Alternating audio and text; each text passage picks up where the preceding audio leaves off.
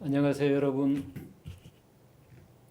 지난 시간까지는 우리가 한국 사상을 살펴보기 위해서 우리의 오랜 역사 기간 동안에 가장 우리와 많은 영향을 주고받았던, 그리고 그래서 우리 사상과 한국 사상과 같은 점과 다른 점이 많은 중국 사상이 어떤 사고, 어떤 사유구조, 논리구조를 갖고 있는지 이 논어와 도덕경을 중심으로 해서 간략하게 살펴보았습니다. 이 시간부터는 한국 사상의 특징이 무엇인지를 살펴보는 시간을 가질 텐데요.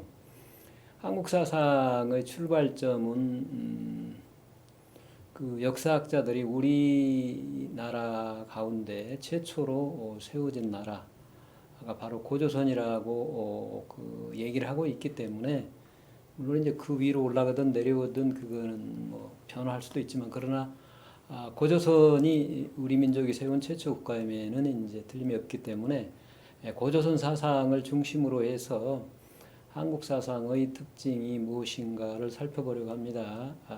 그래서 이제 고전 사상은 한국 사상사에서 갖는 특징이 한국 사상의 원형, 아키타입을 추출해낼 수 있다라고 우리가 여길 수 있고, 이러한 이제 고조선 사상이 삼국시대나 고려시대 또는 조선시대, 그리고 오늘날 대한민국에 이르면서 그 시대에 따라서 다양한 특징으로 발전해 왔기 때문에 한국 사상에 있어서 고조선 사상이 어떤 내용인지 파악하는 것이 한국 사상을 파악하는 데 있어서 가장 중요한 요소라고 할 수 있습니다. 그래서 지금부터는 고전 사상을 중심으로 해서 한국 사상을 살펴보도록 하겠습니다.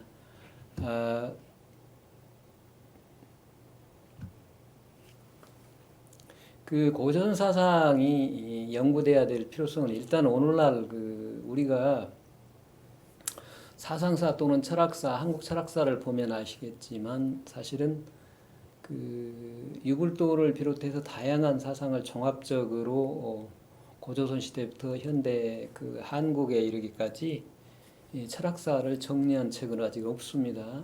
왜냐하면 고조선 사상이 정립이 안 돼 있기 때문에, 무엇인가 밝혀지지 않았기 때문에,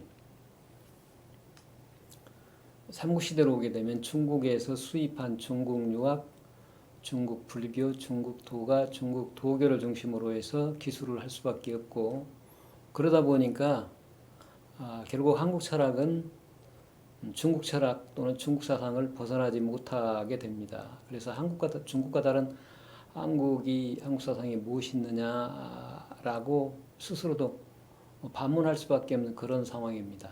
그렇다면 지금 현재 우리나라는 대한민국이 수립되기, 대한민국이 국가가 건국되기 이전에 일제로부터 식민 통치를 받으면서 잠시 우리나라의 주권을 잃었다가 회복한 이후에 대한민국이 건국이 되었는데, 그 이후에 대한민국이라는 새로운 나라가 건국이 되면서도 우리의 역사에 대한 남북뿐만 아니라 모든 나라들이 인정하는 그런 고조선의 사실 역사도 최근에 이르러서 초등학교 내 교과서에 실렸을 뿐만 아니라 그 내용도 역사학자들이 고조선이 있었다라가 아니라 그런 주장이 있다라는 식으로 얘기를 합니다. 아주 소극적으로.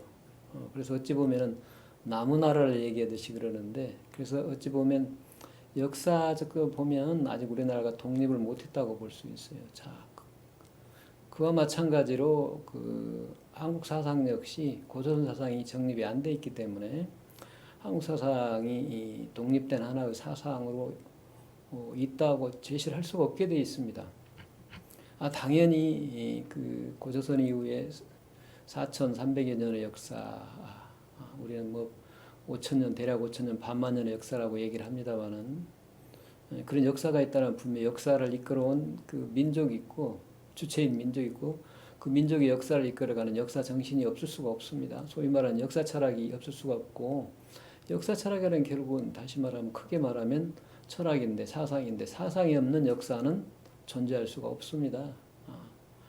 그래서 이제 어찌 보면 오늘날 그 우리 사상, 한국 사상을 정립하는 문제가 굉장히 중요한 문제고 심각한 문제이다. 특히 이 같은 민족이 남북으로 나누어지면서 그 이념적으로 대립을 하고 있는데 사실은 통일을 하려면 뭐 어떤 형태로 되든 통일을 하게 되려면 그 국토가 이제 물리적으로 땅이 하나가 되고 그 남북을 가로막았던 장애물들이 사라지고 자유롭게 왕래하는 것도 필요하지만 그보다 더 중요한 것은 그 하나의 국가 이념 고조선 사상 또는 한국 사상이라 하나의 사상으로 공유할 수 있는 한국 사상이 있어야 됩니다. 남과 북이 그러니까 땅을 통해서 그리고 사람이 육신을 중심으로 해서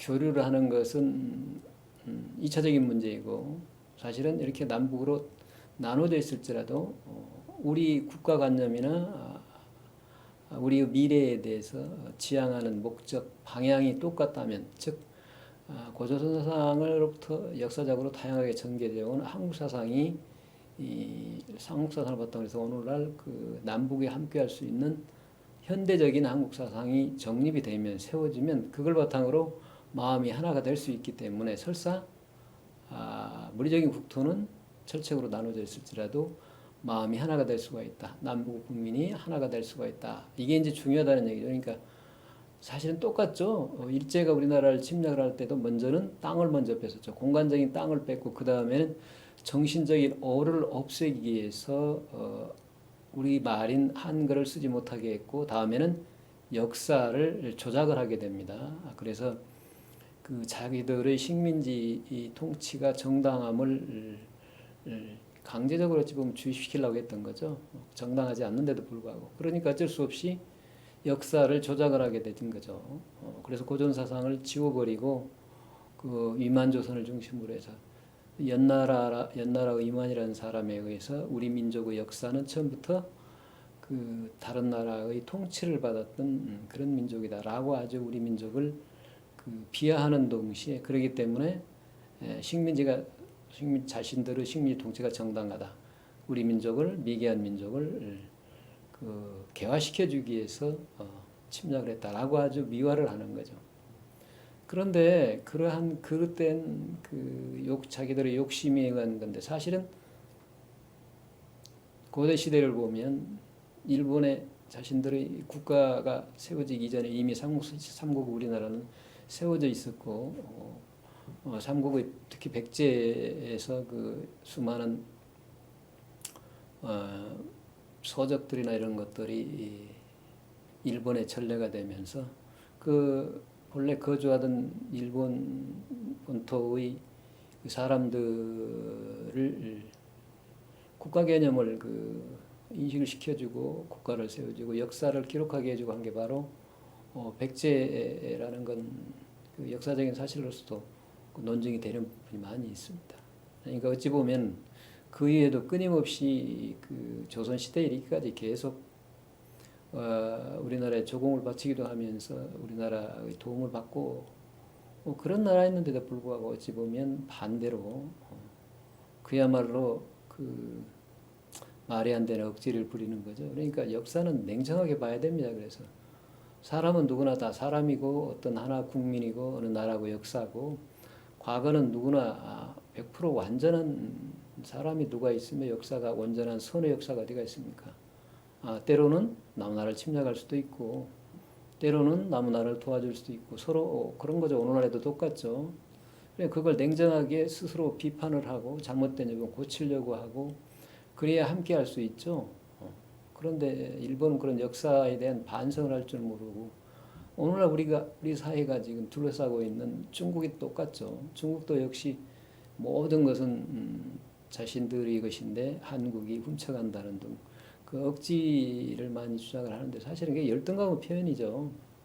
본래 자기가 주인인데 자기 나라 주인이고 그렇다면 당당하게 살아가면 그뿐이지 본래 내 거다라고 얘기할 필요는 없는 거죠. 사실은 가짜가 오히려 진짜라고 주장을 하는 거죠. 진짜는 그냥 자기 자신인데 뭐하러 가짜라는 걸 주장하겠습니까? 그래서 논리가 그렇다는 얘기죠. 그러니까 사실은 그래서 본래 어떤 나라든 어떤 민족이든요, 사람 뭐 본성은 다 똑같습니다. 항상 말씀을 드리지만 다만 이제 사람들이 모여서 살아간 삶의 양식이나 사고 방식이나 가치관, 세계관이 다르기 때문에 모든 각각의 나라가 새로운 나라가 세워지고 다른 나라가 세워지고 그들이 다른 언어를 사용하고 그들의 다른 삶의 방식을 즐깁니다. 그래서 다양한 문화가 형성될 수밖에 없고 다양한 사상이 형성될 수밖에 없기 때문에 그 모든 다양한 사상이나 문화 그것들이 다 그 글자 그대로 가치상의 그 우열이 없이 존중돼야 됩니다. 평등하게 대우를 받아야 된다는 얘기죠.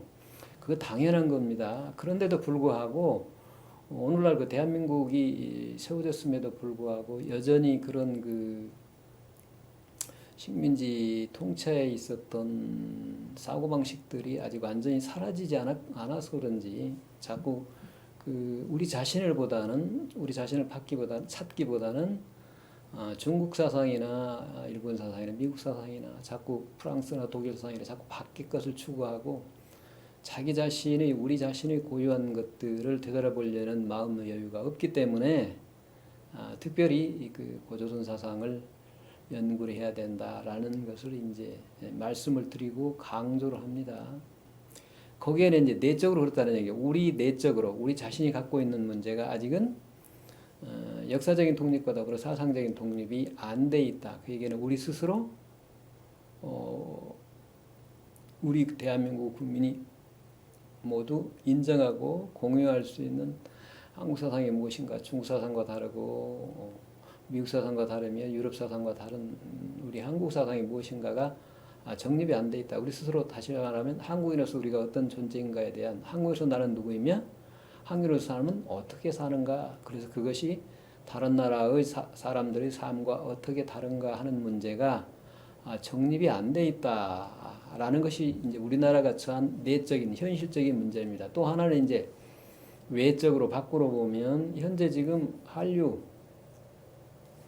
그 한국 문화, 우리나라 문화, 언어, 사회, 정치, 뭐 경제 등등등 다양한 분야, 음악이나 음식이나 등 여러 분야에서 그 세계의 사람들이 관심을 많이 갖고 있을 뿐만 아니라 우리의 문화나 우리의 예술이나 우리의 종교나 우리의 그 음식이나 이런 것들에 대해서 공유를 하고 좋아해 줍니다. 함께 즐기고 그럽니다. 자, 그런데 이제 물론 한글에 대한 관심도 굉장히 많고요. 자, 그런데 시간이 흐르게 되면 분명히 이 우리 문화, 우리 사상, 우리 예술, 우리 문학 등등의 한국어 그것을 즐기는, 함께하는 그리고 좋아하는 사람들이 분명히 한국인은 도대체 어떤 가치관과 세계관, 인간관을 갖고 있기 때문에 다른 사람들과 다른 행동을 하고 다른 삶의 방식으로 살아가느냐 하는 의문을 갖지 않을 수가 없을 겁니다. 그래서 그들을 위해서도 우리는 세상을 바라보고 인간을 바라보고 삶을 바라보는 우리의 생각들이 이렇게 다르다라는 걸 알려줄 필요가 있는 점에서도 한국 사상이 정립이 돼야 되겠다 라는 생각을 할 수가 있고, 또 하나는 이제 오늘날 좀 더 그 우리의 생각의 범위를 좀 넓혀보면 지구가 하나인데 지금 인류가 처한 상황이 과학기술이 굉장히 발달하게 되면서 근세까지만 해도 그 정신, 마음 문제를 중시하게 됐고 그 이전에는 종교적인 측면이 또 많은 그 우리 삶에 있어서 중요한 부분이 됐었고 동아시아에서도 역시 형이하의 현상의 세계, 다시 말하면 시간과 공간의 세계, 그 유물론적인 세계와 다른 형이상의 세계관을 갖고 있었기 때문에 그게 어느 정도 형이상의 차원에서 보면 서양의 종교와도 소통할 수 있는 길이 있었는데 불구하고 현대에 이르게 되면서 정신 영혼의 세계가 육신이라는 물질의 기능이라고 하향 지향이 돼 버렸죠. 아래로. 그러면서 인간 역시 육신을 중심으로 해서 물질적인 존재라고 생각을 하기 때문에 그러다 보니까 사실은 인간의 정신적인 측면 또는 그걸 넘어서 있는 근원적인 어떤 세계가 중요시 않게 되었죠. 그래서 이제 그 결과가 유물론적인 세계관에 의해서 지금 정치 이념이나 이런 것들, 사상이나 이런 것들을 보게 되면은 공생하기보다는 함께 살아가기보다는 개인적인 자유를 추구를 하거나 그런 예컨대요 이제 서구에서 유물론적인 세계관에서 제시된 게 바로 여러분들이 잘 아는 개인주의, 개인의 자유를 존중하는 자본주의, 자유민주주의와 전체주의, 사회주의, 공산주의 이렇게 마치 나눠져 있는 것처럼 둘로 나눠져 있는 것처럼 정치적 이념이 제기가 되면서 미국 사회에서 대립이 되고 있고 우리나라에서도 남북이 대립하고 있을 뿐만 아니라 남남에서 대립을 하고 있죠. 남남 역시 사실은 그게 이념이고 정치적인 이념이고 그 이념도 우리가 전통적인 것이 아니라 사실은 서양의 것일 뿐이고 또 그것도 이념은 사람이 만들어낸 것일 뿐이지 처음부터 그러한 이념들이 정치적 이념이 존재했던 것 아닌데 근대 이후 현대를 해서 그 정치적 이념이 생긴 건데도 불구하고 오히려 사람의 생명보다도 이념이 중요시하게 되고 그게 이제 각 국가나 개인의 이익과 관련이 되면서 철저하게 개인 중심의 그 이기주의적인 사고가 이제 삶을 아주 지배를 하게 되죠. 그래서 오늘날의 인류가 처한 상황이 그걸 한마디로 얘기하면 양극화라고 하죠. 양극화. 선과 악, 옳음과 그름, 나와 남, 이것과 저것을 과거, 미래 등등 시간적인 점, 과거, 미래, 공간적인 점, 이것과 저것 철저하게 구분해서 나누어 보는 그런 사고. 그래서 하나가 될 수 없는 그런 사고의 매가 이제 오늘날 인류 사회의 공통적인 특징입니다. 그래서 거기에는 함께 살아가는 공생이나 함께 살아가면서 개인의 자유가 존중되는 자유로운 그럼이 없다는 얘기죠. 이제.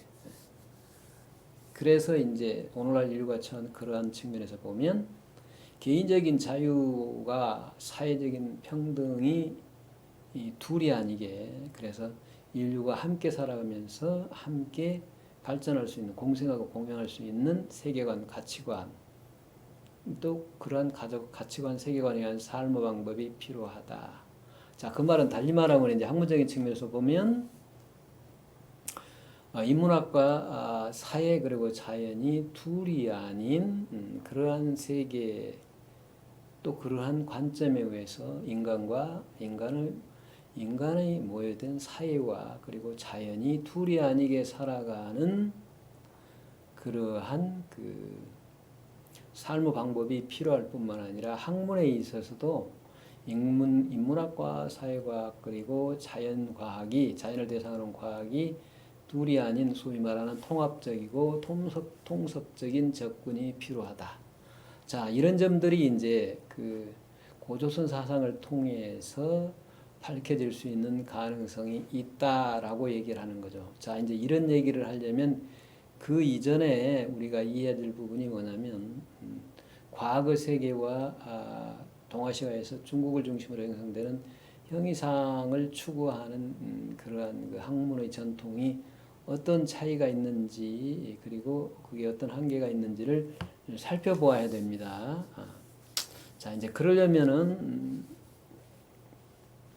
그 말은 곧 우리가 일반적으로 학문을 얘기할 때 학문과 또는 배움을 얘기하고 그것을 실천하는 행위 문제를 얘기하는데 사실은 그게 다 삶을 두 관점에서 나눈 것입니다. 그러니까 우리는 학문 따로 실제로 몸을 통해서 살아가는 일을 따로 생각을 하는데 그렇지가 않다는 얘기죠. 학문의 방법이 그대로 삶의 방법이 돼야 되는데 우리는 이걸 이제 둘로 나눠서 생각하는 사고에 길들여져 있습니다. 그게 바로 이제 지금 여기 나와 나 밖의 세상, 즉 주체와 객체를 나누어서 객체 중심으로 살아가는 나와 별개의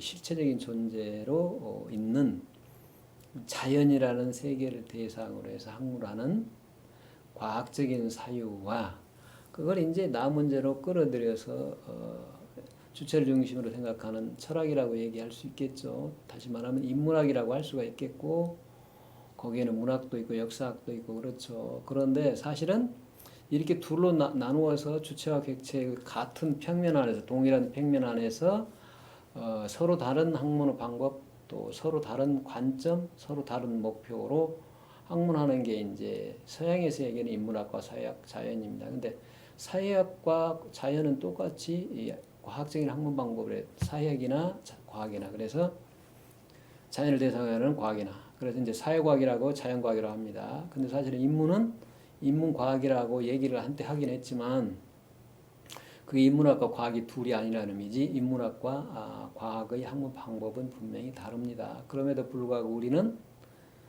서구적인 전통 학문 방법에서 여전히 오늘날에 우리가 학문하는 게 과학적인 방법으로 인문학을 합니다. 그러나 이제 그 인문학과 사회학 또는 과학을 동일한 평면에서 같은 차원에서 이해한 서구적인 학문 방법과는 다른 게 바로 동아시아 가운데서 중국 사상입니다. 중국 사상 학문 방법은 그 동일한 차원이 아니라 형이상과 형이하를 나누어서 보는 입체적인 그 학문 방법입니다. 그래서 이제 그 가운데서 똑같이 중국 사상도 학문을 하는 주체인 인간과 인간 밖의 세계인 천지를 구분을 하지만 그 인문학의 세계는 그럼 어떻게 드러나느냐? 인문학의 세계를 어떻게 드러내느냐 하면 나 밖의 자연 세계로 나가는 것이 아니라 내 안으로 들어와서 내 스스로 유물론적인 차원 또는 물질적인 차원, 형이학의 차원인 육신을 벗어나서 심층에 있는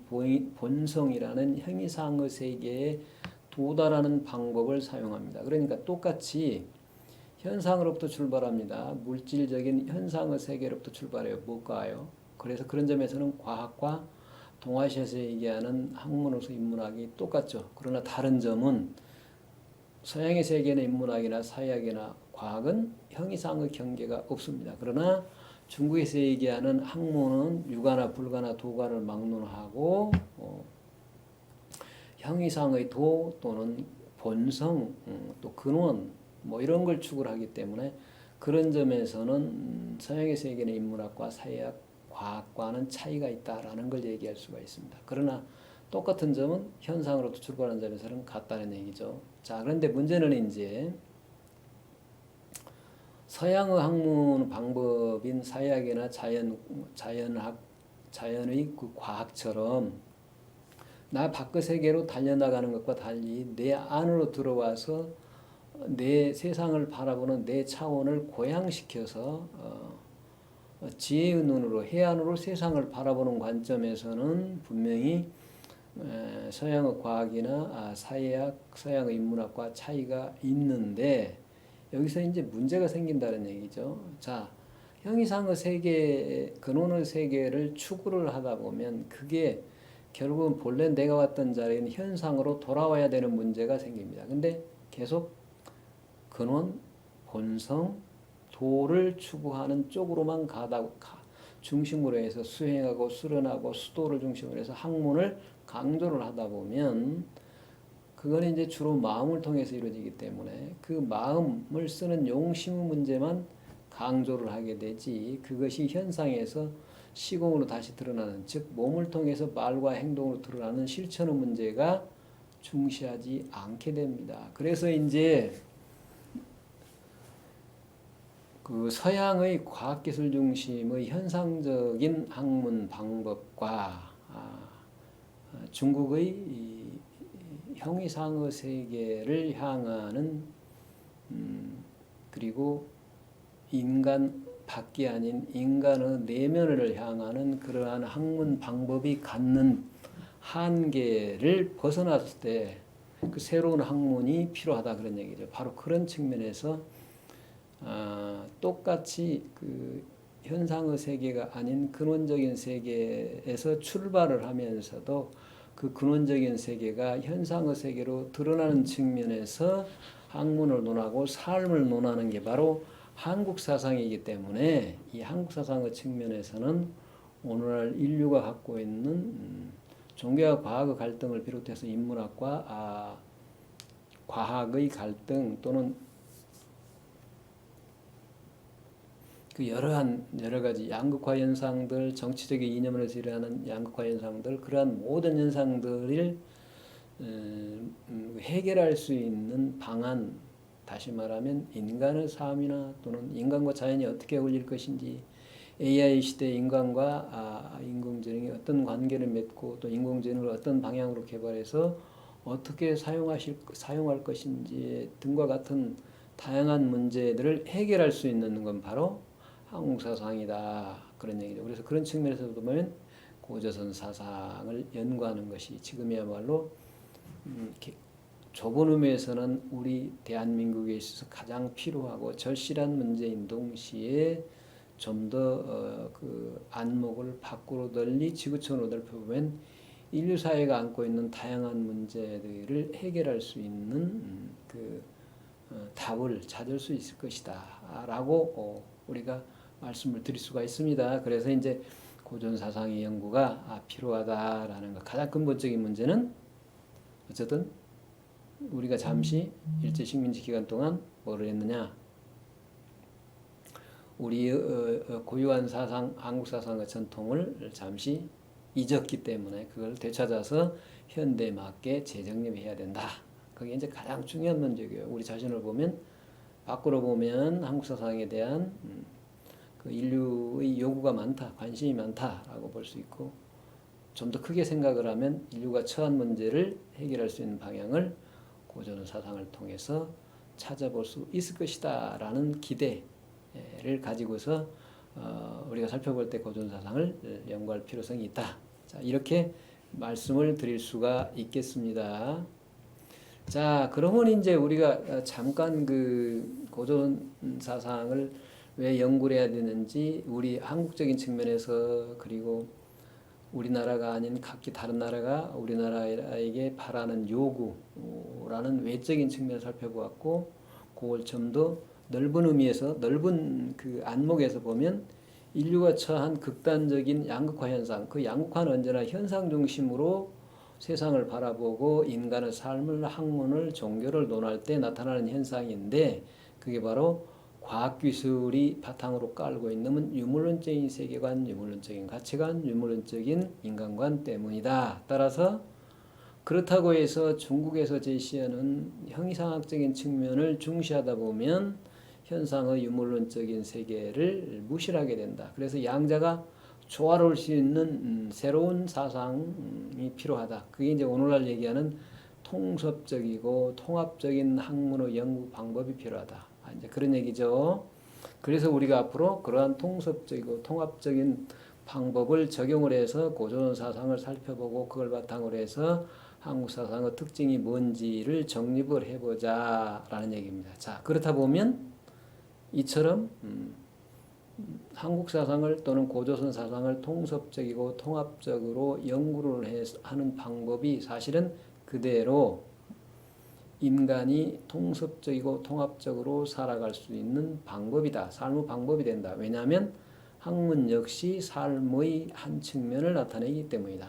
그러니까 우리는 학문을 통해서 뭔가를 배우고 또 몸을 통해서 실천하는 게 따로 둘인 것처럼 생각을 하지만 그렇지 않다. 그것 또한 통섭적이고 통합적인 관점에서 이해를 할 필요가 있다. 자, 그런 점에서 이 고조선 사상을 통해서 연구를 통해서 한국 사상의 특성이 무엇인지를 살펴본 건 굉장히 수많은 문제들, 중요한 문제들이 함께 지금 딸려 있다, 포함되어 있다. 많은 문제들이 여기에 함께 걸려 있다라는 걸 이제 이해할 수가 있으시라고 봅니다. 자, 그래서 또 하나는 이제는 직접 고조선 사상을 한국 사상이 한국 사상이지만 그 가운데서 한국 사상의 연원인 원형이라고 할 수 있는 고조선 사상을 연구하려고 보면 더더구나 통섭적이고 통합적인 연구와 방법이 필요하다. 자꾸 지금 포커스를 이제 고조선을 이렇게 점점 쪼아서 맞춰가는 거죠. 왜냐하면 1차적으로 어떤 사상이나 이런 것들은 그 사상을 갖고 있는 민족이 스스로 자기들이 기록한 그 문헌이 있다면 그걸 분석하면 그대로 드러나기 때문에 큰 문제가 없죠. 그게 가장 쉬운 방법이고 가장 직접적인 방법이고 그렇습니다. 근데 이제 고조선에 관한 문헌 자료가 너무 부족하죠. 우리가 알고 있는 그 단군 신화라고 얘기를 하는데 물론 이제 단군 신화도 신화라고만 얘기하면 또 그 문제가 발생을 하기 때문에 거기에 대해 설명을 드리겠습니다만 어쨌든 단군 신화나 뭐 그밖에 이제 저쪽에 그 중국 속에서 갖고 있는 벽화 등등의 또 중국의 역사서에 기록되어 있는 고조선에 관한 내용들 이제 그런 것들이 있긴 합니다만 그거는 철저하게 중국인의 입장에서 타국을 바라보는 시선으로 기록을 했기 때문에 객관적이라고 볼 수는 없죠. 우리는 이제 역사학자들 흔히 그 역사를 기록할 때 객관적인 사실을 기록한다고 그럽니다만은 객관적인 사실이라는 건 있을 수가 없죠. 객관적인 사실이라고 말한 것 자체도 지극히 주관적입니다. 객관적인 건 없는 거죠. 다시 말하면 그게 이제 불교에서 말하는 연기론인데 내가 어떻게 보느냐에 따라서 내 눈에 보여진 사실이 달리 받아들여집니다. 그러니까 똑같은 사건이라도 보는 사람마다 다양하게 이해를 하고 다양한 의미와 다양한 가치를 부여하는 까닭이 거기에 있습니다. 객관적인 사실이라는 것이야말로 가장 주관적인 말입니다. 그게 객관적인 사실은 없습니다. 똑같은 하나의 사건이라도 보는 사람에 따라 다르다는 얘기는 그 사건이 사람을 떠나서 객관적으로 따로 존재하는 것이 아니라 보는 사람과 보여지는 대상의 관계 속에서 수많은 내용들이 발생을 한다는 얘기입니다. 그게 불교에서 말하는 연기론적인 거죠. 그러니까 어찌 보면 자연도요, 시공도 그렇습니다. 과학이 대상으로 하는 시공도 우리가 사건을 볼 때요, 자 사람도 그렇고 이 세상도 별자리든 뭐든 매 순간 끊임없이 변화하기 때문에 보는 나도 보여지는 대상으로도 별도 변하기 때문에 고정된 별이 있고 그걸 내가 본다 하거나 그런 생각들은 잘못되어 있는 거죠. 별도 지금 우리가 밤하늘의 별을 보지만 그 별이 때로는 우리는 그냥 눈에 보이면 있다고 생각을 하지만 이미 사라져버린 것도 있죠. 근데 너무 거리가 멀기 때문에 그 빛을 통해서 들어오는 기간이 걸리기 때문에 이미 별은 사라지죠. 마치 별이 있는 것처럼 보이지는 거 똑같다는 얘기죠. 그게 모든 게 다 주체와 객체가 따로 있는 게 아니고 주체와 객체의 관계를 통해서 매 순간순간 다양하게 보여지는 사건이 나타났다 사라지는 그러한 변화의 세계만 있을 뿐이다 그런 얘기입니다. 그러니까 저 자신도 한순간도 여러분 각자가 다 한순간도 태어나서 지금까지 한 번도 같은 적이 없습니다. 같은 모습은 한 번도 없었죠. 매 순간 지금 이 순간도 끊임없이 변합니다. 세계 자체도 끊임없이 변하고요. 그러니까 끊임없이 변하는 세상을 끊임없이 변하는 내가 바라보는데 어찌 똑같은 모습이 있을 수가 있습니까? 이 세상도 시공, 자연이 과학을 대상으로 하는 자연도 한순간도 같은 적이 없습니다. 매 순간 다양한 모습으로 변화하기 때문에 내가 무엇을 봤다라고 말을 할 수가 없습니다. 보는 나도 보여지는 대상도 고정되지 않으니까요. 자 이제 그런 측면에서 본다면 이게 그 주체와 객체를 나누어서 객체인 나 밖의 세계로 나가서 그 밖의 감각, 지각, 즉 육신을 통해서 수용되어지는 정보, 수집되는 정보 그리고 육신이 갖는 한계 때문에 멀리 보기 위해서 망원경을 쓰고 전체 망원경도 쓰고 작은 걸 보기 위해서 현미경을 쓰고 그 전부 그 감각, 지각을 도와주는 거죠. 자 그런 것들을 통해서 수집되는 정보를 가지고 분석하는 과학 분석하고 종합하는 과학의 방법과 인간은 내면으로 들어와서 세상을 보는 인간은 내면으로 들어와서 근원인 형의상의 세계로 들어가서 밖의 세계와 안의 세계가 둘이 아닌 둘로 나눌 수 없는 하나인 경계를 보는 것 그게 다 둘로 이렇게 나눠졌지만 실제로는 둘이 아니다 그런 얘기죠. 그러니까 과학 중심의 서양의 문화, 서양의 철학, 서양의 종교 모두가 다 사실은 유물론적이고 현상 중심이기 때문에 그런 방법으로 보는 것도 한계가 있고 그렇다고 해서 보는 인간의 내면으로 들어와서 주체와 객체가 둘이 아닌 차원에서만 보는 것도 한계가 있다고 말입니다. 그건 무슨 얘기냐면 이 세계 자체는 그처럼 둘이 아닌 세계거나 그렇다고 해서 하나가 아닌 세계, 즉 현상과 본체라고 얘기하는데 현상과 본체가 둘이 아니다 그 말이죠. 그래서 그런 현상과 본체가 둘이 아닌 관점에서 종합적으로 보려면 뭐를 해야 되냐? 학문적인 측면에서는 어떻게 해야 되느냐? 자, 그래서 이제 형이상과 형이하의 두 차원에서 종합적으로 접근해야 된다는 얘기를 말씀드리고 그 말은요, 인간 본성이라는 형이상의 측면을 찾아가는 중국 사상적인 게 아니라 인간 본래성의 차원에서 그것을 바탕으로 쓰는 방향이 바꾸죠. 이제 이성적인 작업이 필요하다. 그게 바로 통섭적인 연구라 볼 수 있고, 그것은 형이상과 형이하를 어느 한 측면 보는 게 아니라 함께 종합적으로 보는 거다라고 볼 수가 있고요. 그게 이제 우리가 학문적으로 보면 고고학이나 선사학이나 민속학이나 무슨 예술이나 미술이나 등등 과학도 그렇고 뭐 유전자학이든 뭐든 생물학이든 수많은 학문들을 이건 철학 사상문뿐만 아니라 수많은 학문들을 종합적으로 도움을 받아서 함께하는 그러한 입체적인 접근을 해야 된다. 이제 그런 방법으로 나타납니다. 그래서 이제 어찌 보면 고조선 사상은 굉장히 재미있는 학문이다라고 볼 수 있죠. 모든 학문을 종합적으로 해야 되니까요. 그래서 이제 신화와 사화라고 얘기하는데, 신화라는 얘기는 객관적인 사실, 역사적인 사실을 얘기하는 사화라는 의미와 그 반대로 실제로 존재하지는 않지만 인간의 상상력에 의해서 표현되어진 신적인 대화, 신적인 대화를 통해서 신에 관한 그 말이다라고 해서 신화라고 얘기합니다. 사실은 신화는 그 객관적으로 보면요, 시간적으로 발달 관계로 보면 신화, 객관적인 사실, 뭐 철학 다음에 신화가 얘기하는 종교 세계, 그 다음에 그 철학적인 세계, 그 다음에 과학적인 세계가 실증주의자들은 가장 그 발달한다고 이렇게 발달의 정도 차이로 얘기합니다만 그렇지 않습니다.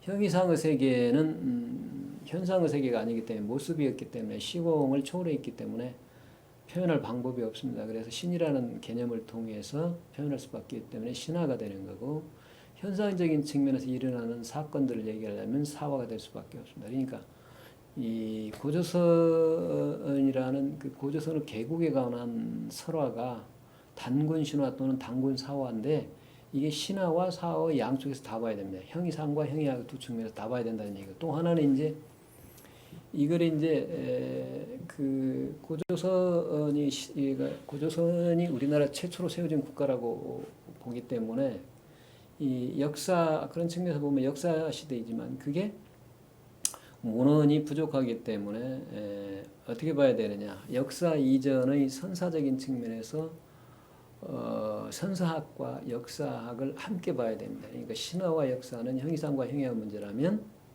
선사와 역사는 이제 시간의 문제라고 볼 수가 있죠. 사실은 그래서 선사와 역사를 하나로 볼 수 있고 신화와 역사를 하나로 볼 수 있는 건 내 안목이 형이상의 인간 본성의 차원에서 봐야만이 그것이 가능합니다. 그래서 어찌 보면 이 고조선의 연구가 고조선의 사상의 정립이 어려웠던 이유가 외면적인 측면에서 보면은 식민지 사관에 의해서 세뇌를 당한 오염이 된 그런 측면도 원인이라고 볼 수 있겠지만 그것이 전부가 아니라 학문하는 우리들 자신이 육신이 아닌 그리고 이성이 아닌 의식이 아닌 본성의 차원에서 그 고조선 사상을 조망해 볼 수 있는 안목이 준비가 아직은 안 돼 있기 때문에 그렇다라고도 볼 수가 있겠습니다. 자, 그래서 통섭적으로 연구하려면 어떻게 연구해야 될 것이냐에 대해서 간략하게 살펴보았습니다. 필요성에 대해서요.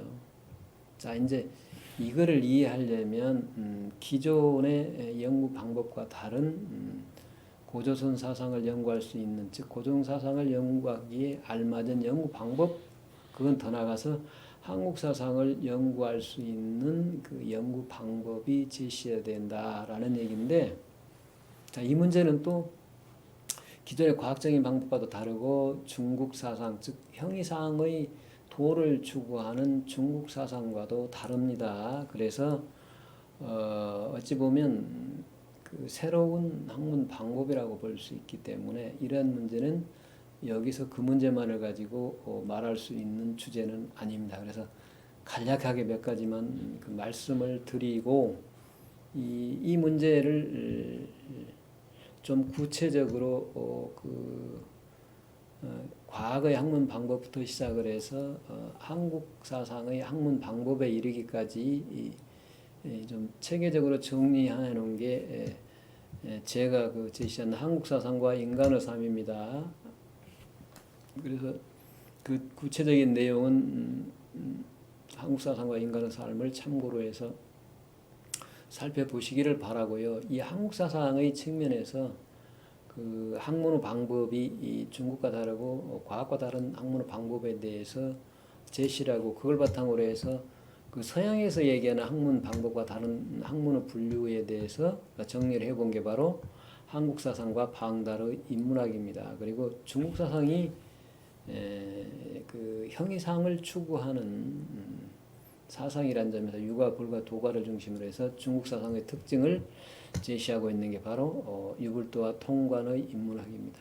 그래서 이러한 방법으로 고전 사상이 어떤 것인지를 개략적으로 제시하고 있는 게 고조선 철학이고요. 그래서 이제 이런 그밖에 그 주역 사상이 중국 사상의 연원이고 형이상학이 중국 사상이 추구하는 형이상학이 어떻게 그 내용이 무엇인가를 정리하고 있는 게 내한의 참나와 주역 사상이고, 이 주역 사상을 바탕으로 해서 그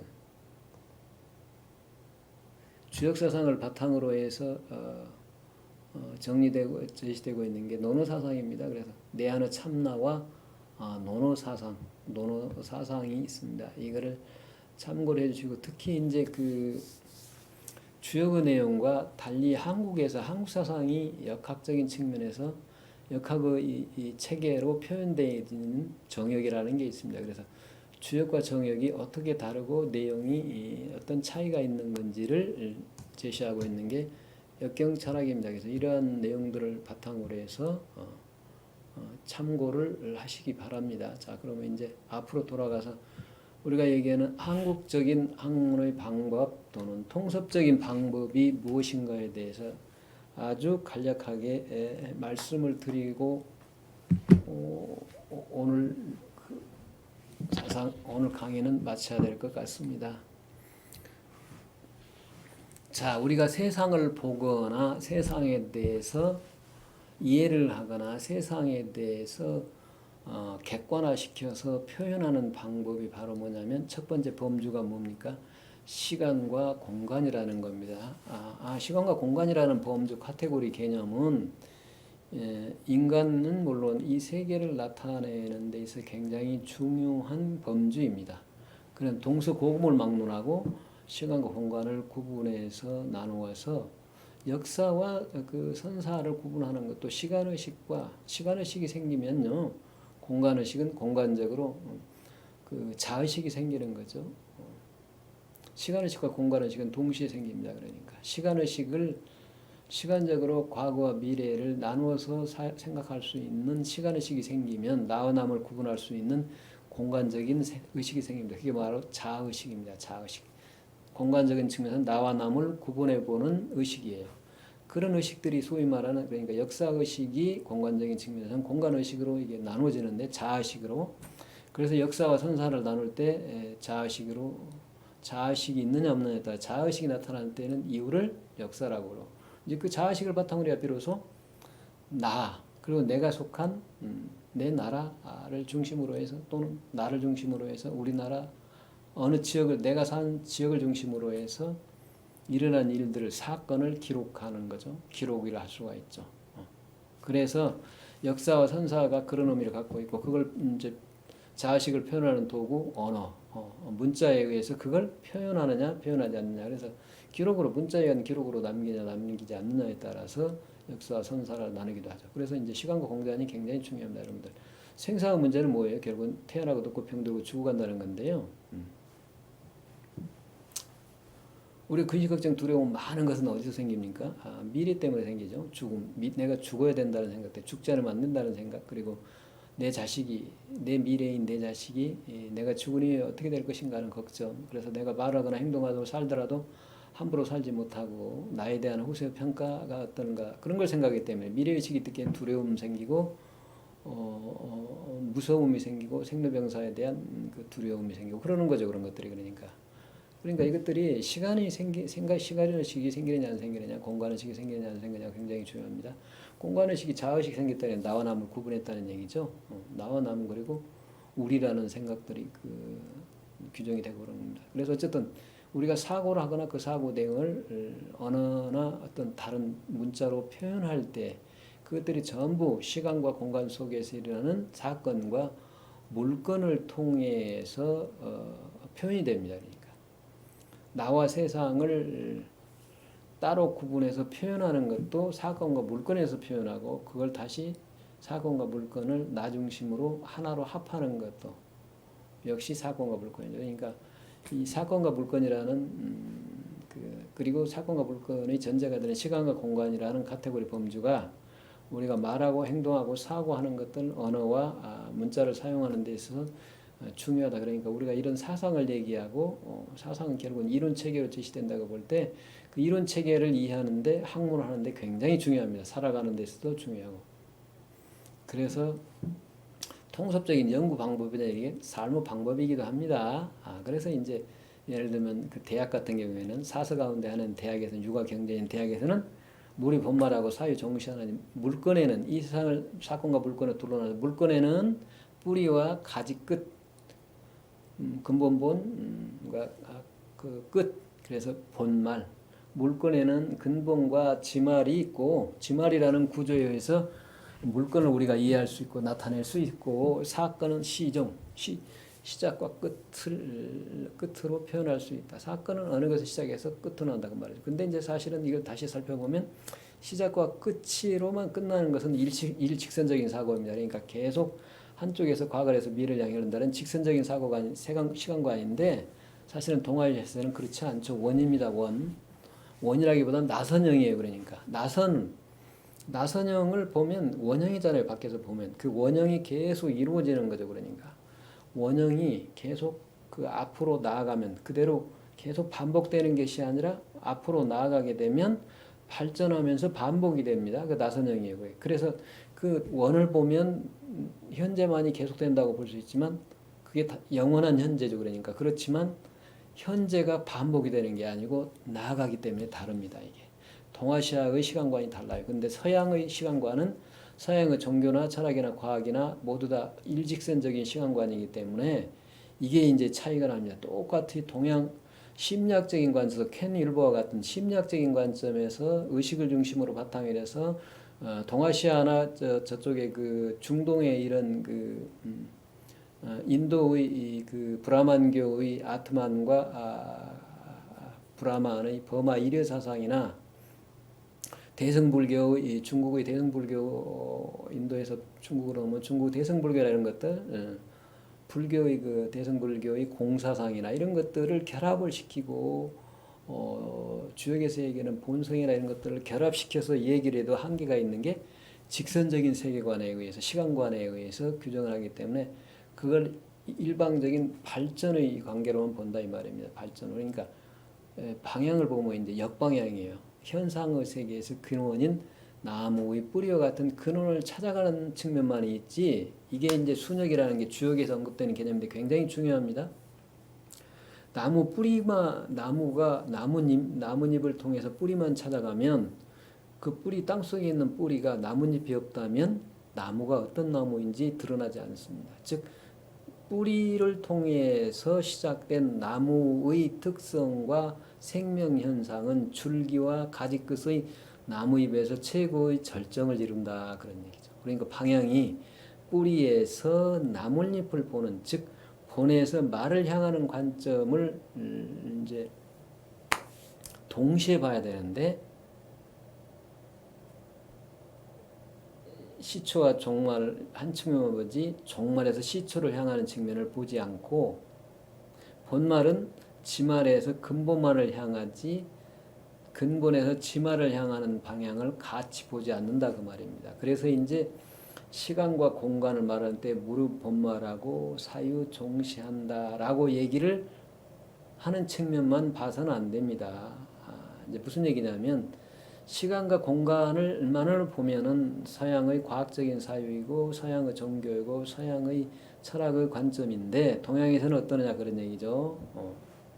이 형이상과 형이하를 나눕니다. 즉 시공을 시간과 공간을 초월해 있는 형이상의 세계를 추구해요. 그게 이제 브라만이라고 얘기하든 또는 신이라고 얘기하든 그게 도라고 얘기하든 인간의 본성이라고 얘기하든 법신이라고 얘기하든 공이라고 얘기하든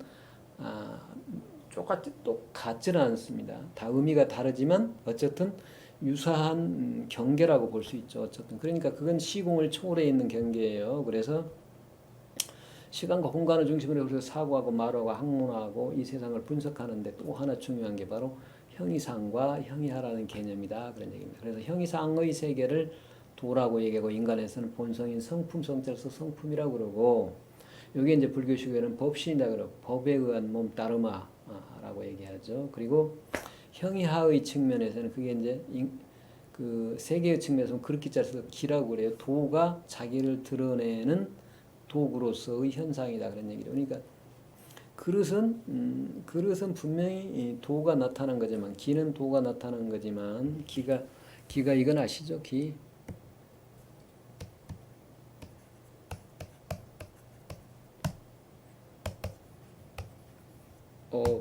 멋있게 나오네요.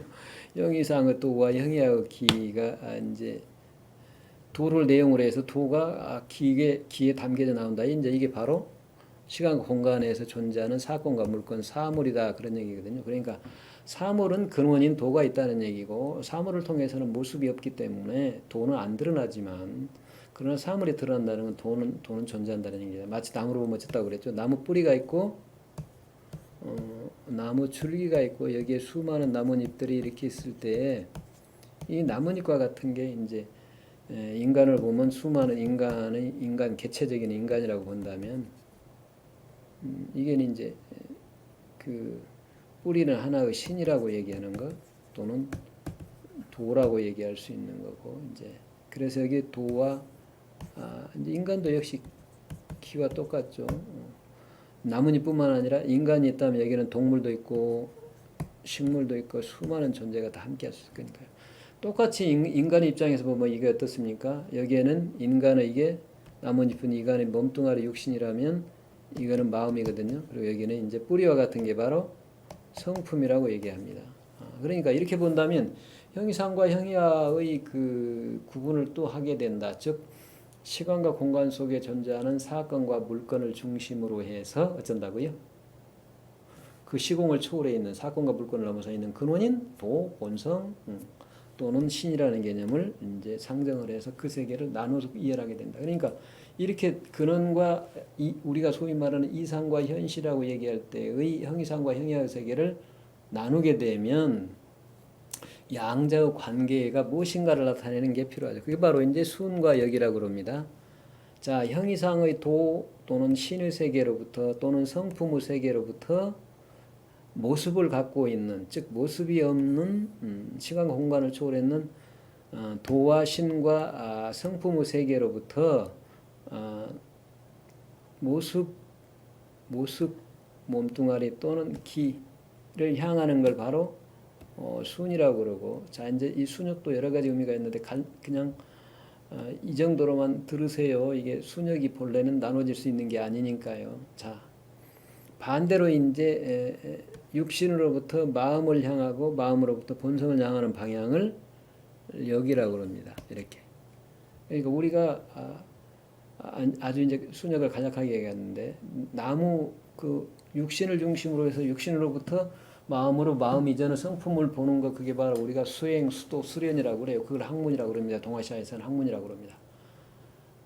그리고 이걸 다시 이제 깨달은 본성을 측면에서 몸을 통해서 말과 행동으로 행하는 것이 바로 순방향이에요. 그러니까 이런 두 방향이 이제 함께 봐야 된다라는 얘기고요. 통합적 연구 방법을 지금 얘기를 하다 보니까 이 얘기까지 넘어오게 됐습니다. 또 하나는 이제 학문의 방법에 붙여요. 그러면 이 공간적인 측면에서 아까 물건의 측면에서 보면 어때요? 과학적인 측면 특징 뭡니까?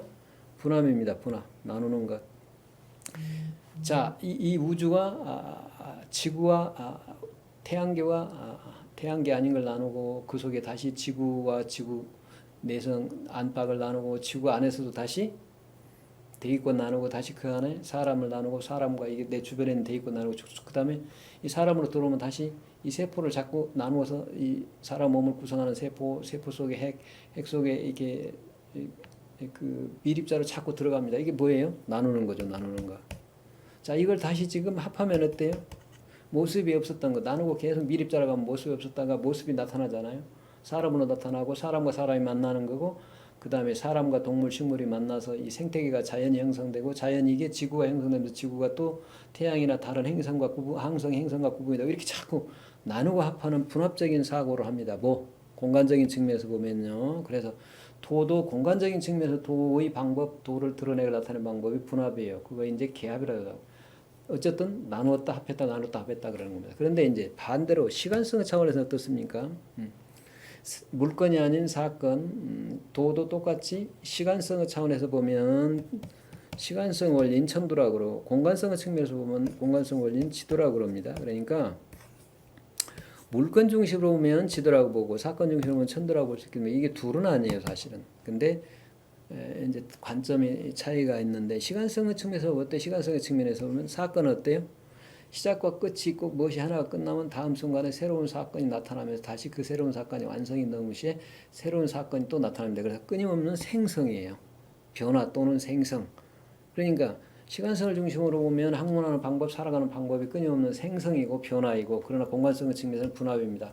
나음을 나누고 선과악을 나누고 옳고 그름을 나눠서 옳은 놈, 그른 놈, 선한 놈, 악한 놈 그래서 배제시키려겠다, 합하겠다, 자꾸 삶의 방법이 그렇게 돼요. 그러니까 분합적인 방법과 생성의 방법과 다릅니다. 이게 학문은 방법이고 사고하는 방법, 나를 드러내는 방법, 찾아가는 방법, 근원을 찾아가는 방법도 생성이냐 분합이냐에 다른다. 그러니까 어떤 것이 있는데 그걸 쪼개고 합하는 방법이냐 아니면 어떤 것이라는 것도 아무것도 없다. 매 순간 타양하게 나타나다가 사라지고 새롭게 나타난다. 이건 전혀 다른 관점입니다. 즉 사건의 관점에서 세상을 보느냐 물건의 관점에서 세상을 보느냐는 전혀 다르다. 자 이제 그러다 보니까 똑같이 사건을 나타내는 도구와 물건을 나타내는 도구가 다릅니다. 물건을 나타내는 도구는 언어라고 볼 수 있죠. 언어 특징은 뭡니까? 이름, 네이밍, 이름으로 돼 있고 또 하나는 이름은 동시에 뭐가 있죠? 모습, 모양을 갖고 있습니다. 전부 이게 물건적이기 때문에 물건은 이름을 붙이고 그 이름에 모습이 있습니다. 그래서 이제 주역 같은 경우에는 특히 그 괴라는 거 아시죠? 그 괴가 바로 뭐예요? 이 모양입니다. 그래서 이걸 모양을 코끼리 상태로서 괴상이라고 합니다. 그러니까 주역이 그 도를 나타내는 도구가 뭐예요? 괴상이라는 겁니다. 괴상과 언어도 똑같이 뭐예요? 물건을 나타내는 겁니다. 그러니까 전부 분합이에요. 주역의 그 괴요의 언어로서 표현한 게 바로 뭐냐면 기륭을 나눕니다. 기륭. 길과 흉을 나누고 선과 악을 나누고 이로움과 해로움을 나누고 자꾸 나누어요. 이게 분합적인 사고입니다. 그래서 언어나 괴상의 특징은 분합이다 그런 얘기죠. 시간성은 사건의 생성이다. 그래서 이게 다릅니다. 그래서 이게 종합적으로 이제 고전 사상을 살펴봐야 된다. 그래서 앞으로 고전 사상을 나타내고 있는 단군 신화를 볼 텐데 그 단군 신화를 보게 되면 수와 고조선의 건국에 대해서 단군에 의한 조선의 건국이 수로도 표현이 되어 있고 언어로도 표현이 되어 있습니다. 즉 생성의 관점에서도 표현이 되어 있고 분합적인 관점에서 표현이 되어 있습니다. 그 말은 무슨 얘기냐면 서양의 과학적인 측면과 중국의 그 형이상학을 추구하는 측면이 함께 다 들어 있습니다. 또 그것과 다른 시간의 측면이 들어 있습니다. 그래서 이 고조선 사상은 굉장히 재미가 있습니다. 한국 사상은 그런 재미가 있습니다. 한국 사상을 알면 그래서 중국 사상도 형이상학도 종교도 근원의 세계도 또한 그것이 나타난 본체가 나타나는 현상으로서 과학의 세계도 사회의 세계도 이해할 수가 있습니다. 그래서 이제 흔히 그 전통적으로 그런 얘기를 하잖아요. 그 앞으로 수많은 그 영적인 열려있는 분들이 미래를 예언하는 형식으로 얘기를 하죠. 앞으로 인류 미래는 동아시아에서 나올 것이고 그 동아시아는 한국에서 올 것이다라고 얘기한 이유가 그냥 하는 얘기가 아니고 이런 문화적인 특징, 사상적인 특징이 있습니다. 사상적인 특징. 그러니까 똑같은 그 사람들이긴 하지만 그 삶을 똑같은 인간이지만 그 인간을 자기만의 다양한 형태로 나타내는 그 다양한 그 문화가 다르고 사상이 다른데 한국 사상이 바로 이런 통합적인 특징이 강합니다. 개인적인 자유와 사회적인 평등이 본래부터 조화를 이루었지 처음부터 둘이 있는 게 아니에요. 그러니까 다시 말하면 우리 정치적인 개념에서 보면 그 프랑스로부터 시작해서 유물론적인 세계, 공산주의 세계가 나타나면서 그 사실은 그게 자본주의가 어느 정도 발달하기 때문에 자본주의로 확보된 자본을 그 나눠서 평등하게 갖자는 측면에서 분배의 측면에서 평등을 강조하는 사회주의가 나온 거기 때문에 자본주의와 사회주의 또는 자유민주주의와 공산주의 그것 둘이 아니에요. 따로 떼어놓으면 아무것도 안 됩니다. 근데 이미 한국 사상에서는 전통적으로 어땠다고요? 개인의 자유와 소위 말하는 자유민주주의와 사회주의, 전체주의, 공산주의 이런 것들이 이미 그 양자를 넘어서 능가하는 차원에서 한국 사상이 성립이 되어 있고 한국의 역사가 전해왔습니다. 여러분 한국 역사를 보세요. 370몇 대 한 400회 다른 나라의 그 침략을 받아왔지만 절대 멸망하지 않았죠. 멸망하지 않았을 뿐만 아니라 그렇다고 해서 다른 나라를 침략하지도 않았습니다. 그러니까 그만큼 강하다는 얘기입니다. 남은 나라의 침략으로부터 그걸 스스로 견뎌낼 수만큼 강함에도 불구하고 그 강한 힘으로 남은 나라를 지배하려는 생각들을 하지 않았고 언제나 강하나 약하나 강한 때나 약한 때나 다른 나라와 함께하고 다른 사람과 함께하고 다른 민족과 함께하고 인류가 함께하고자 하는 생각들이 사상들이 근원에 깔려 있습니다. 그게 바로 고조선 우리가 단군신화를 살펴보면 홍익인간이라고 그래요. 널리 인간을 이롭게 한다는 인간 이기주의가 아니고 인간과 인간이 서로가 서로를 이롭게 한다. 그뿐만 아니라 더 나아가서 사물을 더 이롭게 하는 삶을 강조를 하고 있습니다. 자, 이런 특징들이 있기 때문에 고조선 사상을 정립하는 문제는 한국어 문제일 뿐만 아니라 더 나아가서 인류 문제이기도 하다라고 말씀을 드릴 수가 있겠습니다. 자, 오늘은 여기까지 하고 마치겠습니다. 수고 많으셨습니다.